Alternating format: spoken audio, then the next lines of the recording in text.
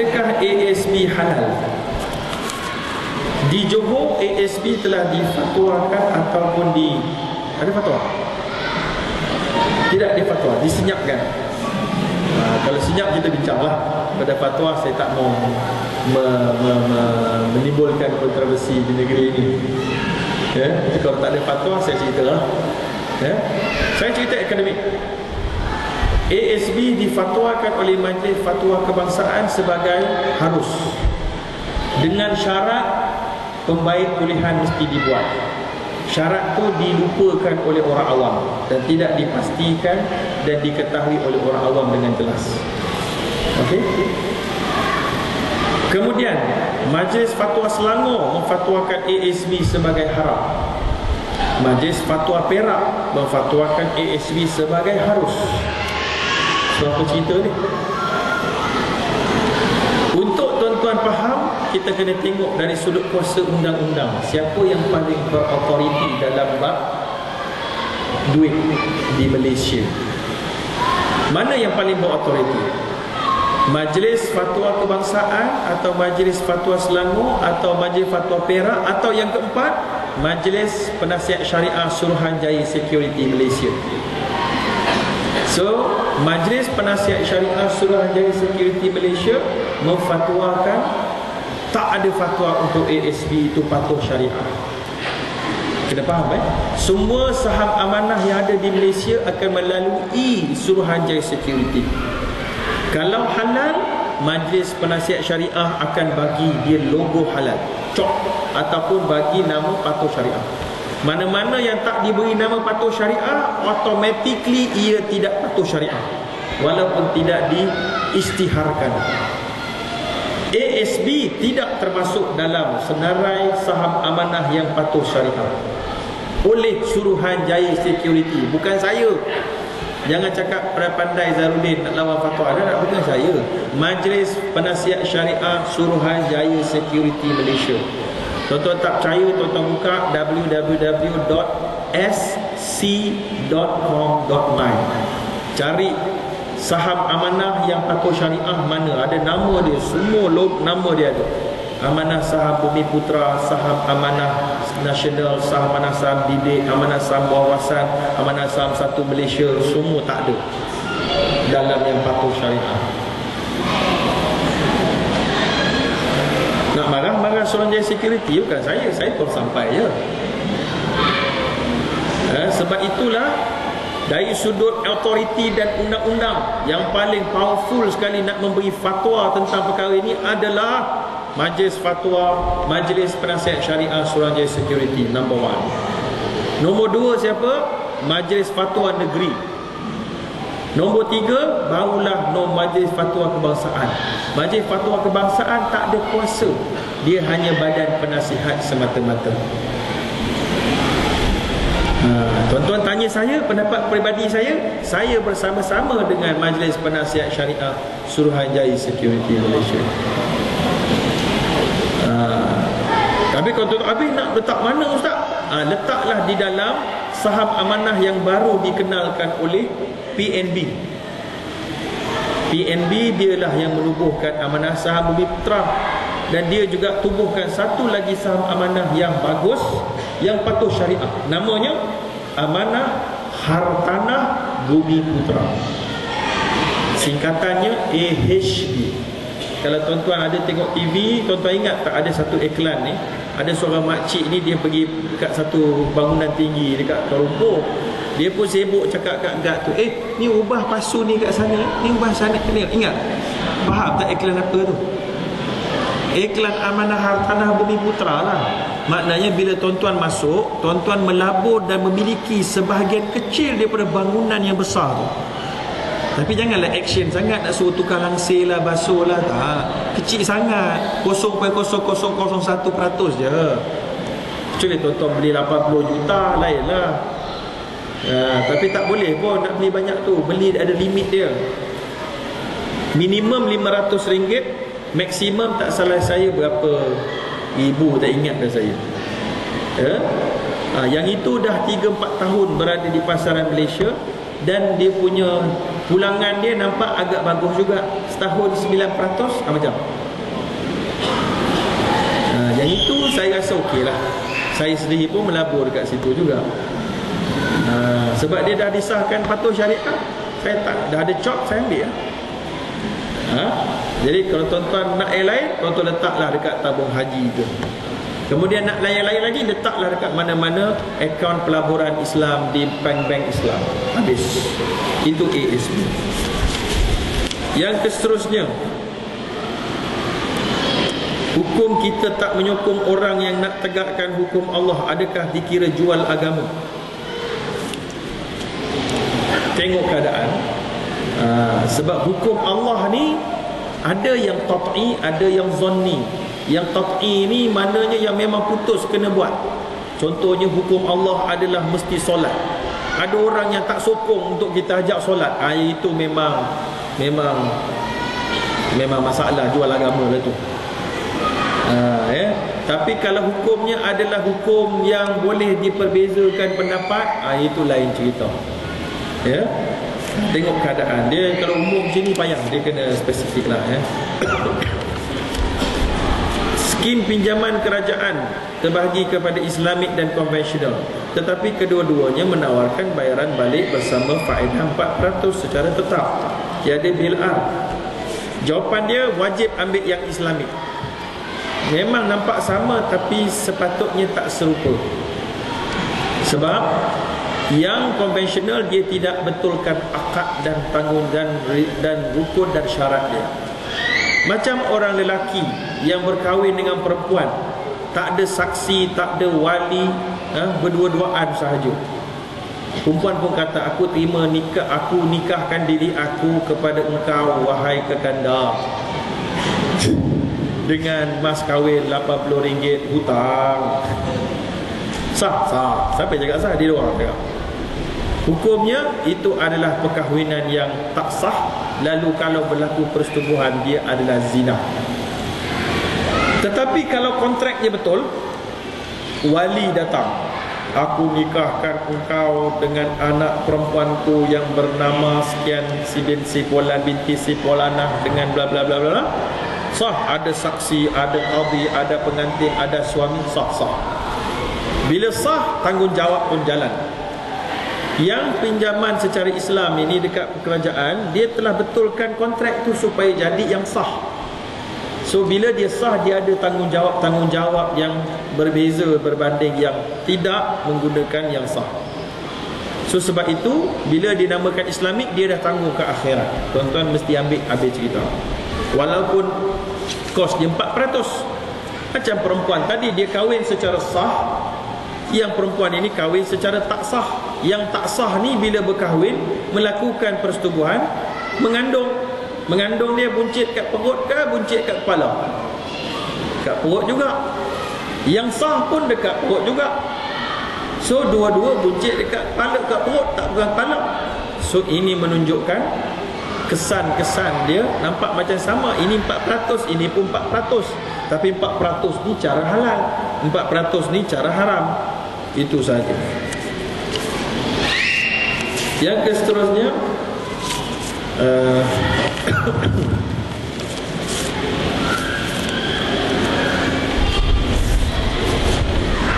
dalam perniagaan, berapakah peratusan keuntungan yang boleh di mark up?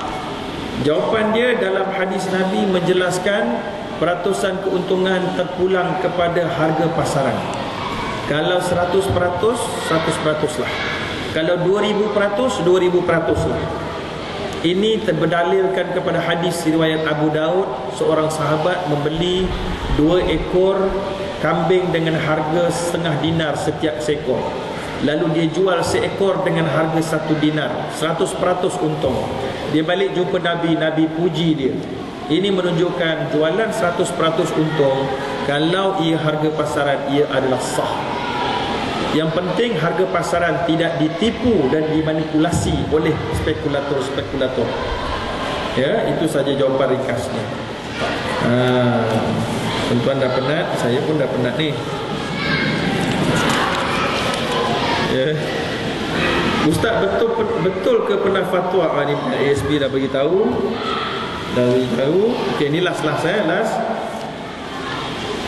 Adakah insurans takaful itu benar-benar ikut syariah? Boleh beri contoh syarikat takaful di Malaysia? Betul-betul atau tak betul? Betul. Tapi kalau tak betul, itu adalah kesilapan-kesilapan yang sentiasa akan diperbaiki. Macam kita ni, alamak, ada lagi ke dia? Adik jawab boleh? Dia jawapannya macam kita ni orang Muslim. Kita ni Muslim betul-betul ke tak betul-betul? Betul-betul. Tapi ada dosa tak? Habis ada dosa tu tak jadi Muslim. Masih Muslim. Syarikat takaful Islamic Bank ada salah.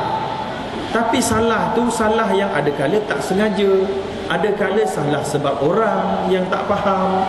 So ada kalanya benda tu diperbetulkan, lambat sikit, kadang-kadang cepat, kadang-kadang tak disedari. Biasa.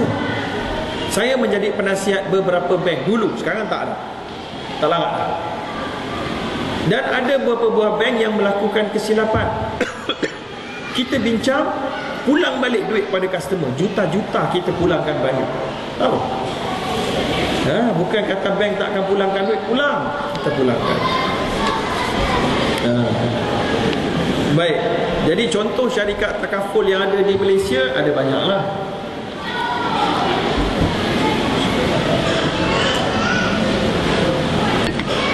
Contohnya syarikat takaful Malaysia Berhad, Takaful Ikhlas Malaysia Berhad, BSN Prudential Takaful Berhad. Apa lagi? Macam-macam lah tuan-tuan. Tak larat saya nak nyebut nama ni. Etika Takaful Berhad. Banyak sangat lah tuan-tuan. Tuan-tuan Google je takaful di Malaysia, keluar. Takkan tu pun tak reti kot. Google ejaan dia GOOGLE.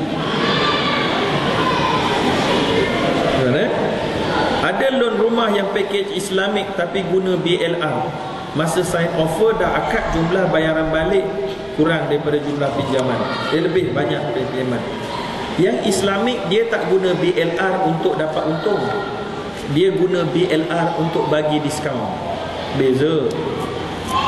Konvensional duit dia BLR campur 1. Kalau BLR 6.6 campur 1 7. Dia akan charge 7%. Islamik dia dah akad awal-awal kita punya 10%. BLR adalah bila kita nak bayar bulan-bulan. Dia pun kata BLR tolak 1 contohnya. Patutnya kita kena bayar dalam akad 10%. Tapi bulan-bulan BLR tolak 1. 6.6 tolak 1 5.6. So 10 patutnya kena bayar. Tapi bulan tu dia bagi diskaun. Kita kena bayar 5.6 saja. Maknanya berapa diskaun? 4.4. Habis cerita. Baguslah, terima kasihlah. BLR dalam Islamic Bank untuk menentukan berapa diskaun. BLR di Conventional Bank untuk menentukan berapa dia nak cekik darah kita. Beza tuan-tuan. Soalan seterusnya, berkenaan ASB tadi, bolehkah kita meneruskan simpanan tapi faedahnya kita agihkan kepada masjid dan ma'at tahfiz dan sebagainya? Baik, kalau kita teruskan simpanan di tempat yang kita tahu akan dilaburkan ke tempat haram yang banyak, maka kita bersubhatlah tuan-tuan. Wala ta'awanu 'alal itsmi wal 'udwan. Jangan bantu-membantu dalam perkara dosa dan maksiat. Kalau tuan-tuan yakin dia tak boleh, tuan-tuan wajib keluarkan. Tapi kalau tuan-tuan kata hari ni saya tak yakinlah dengan Dr. Zahrudin, saya tak yakinlah dengan Suruhanjaya Security, saya nak juga dia kata harus. Tuan-tuan terpulanglah. Tuan-tuan pun kira selamat juga, sebab majlis fatwa akan tanggung ke akhirat. Okey-okeylah tu. Tapi akan tuan-tuan bertanggungjawab jugalah nanti, sebab apa tuan-tuan nak pilih juga walaupun telah diberitahu. Okey. Soalan seterusnya, bagaimana nak pastikan insurans konvensional jalankan takaful yang betul-betul syariah compliant? Semua yang nama takaful adalah syariah compliant dan bank negara yang pastikan. Tuan-tuan tak payah pastikan, sebab tuan-tuan tak ada masa nak pastikan. Belajar pun mungkin tak ada masa nak belajar macam mana cara nak pastikan. So yang pastikan, bank negara akan pastikan dia ada syariah dia ada cara dan syariah governance framework untuk memastikan cara-cara yang dikendalikan adalah betul dan menepati syariah, ya. Jadi habis. Itulah dia tuan-tuan soalan yang sempat kita jawab, ya. Ada satu lagi last. Apa hukumnya menerima BRIM yang tidak layak tapi memohon dan berbagai dikata sumber BRIM itu dia. Sumber BRIM ini daripada kerajaan lah. Duit kerajaan datang daripada cukai yang halal, cukai yang haram, macam-macam campur. Bila campur, Islam benarkan kita untuk ambil daripada orang atau institusi yang pendapatannya campur. Ya, sebab itulah Nabi halalkan sahabat-sahabat jual beli dengan orang kafir musyrik. Kafir musyrik tu bukan bercampur harta dia, campur, tapi boleh pula jual beli, boleh. Sebab itulah Nabi jual beli makanan daripada orang Yahudi. Orang Yahudi tu dia beli buat makanan tu modal daripada halal ke? Tak tahu. Itu tidak Nabi suruh untuk kita semak. Kita dapat cara halal, halal. So BRIM halal tak tuan-tuan ambil? Halal lah. Sebab tuan-tuan rakyat dan kerajaan nak bagi, ambil ya. Tapi ditanya bukan yang itu, ditanya yang tak layak tapi nak juga. Yang tak layak nak juga, haramlah, tipulah tuan. Ya, dah tak layak, macam mana boleh nak layak juga? Itu saja. Kecuali tuan-tuan kata saya ni sebenarnya memang dari sudut numbers tak layak, tapi saya sebenarnya kalau ikut yang tahun-tahun sebelum ni saya tak ambil lagi. So ni qada. So saya tipu tu sebab nak ambil yang qada dulu. Tuan-tuan, kalau itulah keadaan dia, tipu tetap haram tuan-tuan, ya. Yang benda-benda palsu ni memang haram lah tuan-tuan. Nama pun tipu, nama pun palsu. Benda palsu yang tak haram ada, iaitulah kaki palsu, gigi palsu. Itu okey. Lain daripada tu banyak yang haram lah tuan-tuan, jadi habis. Itu saja. Terima kasih kepada tuan-tuan dan puan-puan yang tidak tidur, yang tidak menguap semasa kuliah. InsyaAllah ada barakahnya. Dan terima kasihlah kepada pihak masjid yang menjemput saya daripada jauh, dan juga kepada penjual-penjual buku yang sudi untuk menjualkan buku saya. Sebab saya tak bawa buku pun, itu mereka punya buku. Tapi kalau nak manfaat lebih, belilah buku-buku itu. Saya ada beberapa minit lagi kat sini. Kalau nak dapat tanda tangan, sempatlah tuan-tuan. Wallahu a'lam. Aqulu qawli hadza wa astaghfirullahal azim. Bismillahirrahmanirrahim. Alhamdulillahirabbil alamin wassalatu wassalamu ala asyrafil anbiya'i wal mursalin wa ala alihi washabihi ajma'in. Allahumma ij'al jam'ana hadza jam'an marhuma wa tafarraqana min ba'dihi tafarruqan ma'suma wa la taj'al fina wa la ma'ana syaqiyyan wa la maqtulan wa la mahruma. Ya Allah, ya Tuhan kami, berikanlah kami kekuatan iman dan keyakinan yang sadiq kepada perkara-perkara yang dihalalkan oleh-Mu, ya Allah. Berikanlah kami kekuatan untuk mengubah segala perkara-perkara yang telah diharamkan oleh-Mu, ya Allah. Berikanlah kami keyakinan untuk mendapatkan harta-harta yang halal, dan berikanlah kami rezeki yang halal, dan berkatilah kami dalam segala pendapatan kami, dan jauhkanlah kami daripada tertipu dengan harta-harta ini, lalu ia duduk di dalam hati kami dan menjadikan kami lebih jauh daripada keredaan dan kasih sayang-Mu, ya Allah. Ya Allah, ya Tuhan kami, berikanlah kami kekuatan untuk meminta keampunan kepada-Mu, dan berikanlah kami kekuatan untuk mendapatkan rezeki secara ikhlas dan membelanjakannya secara ikhlas di tempat-tempat yang kamu redai dan di tempat-tempat yang diredai, yang ditunjukkan oleh baginda Nabi sallallahu alaihi wa alihi wa sahbihi wasallam. Rabbana atina fid dunya hasanah wa fil akhirati hasanah wa qina adzaban nar. Wa sallallahu ala sayyidina Muhammad wa ala alihi wa sahbihi ajma'in. Alhamdulillah, wassalamu alaikum warahmatullahi wabarakatuh.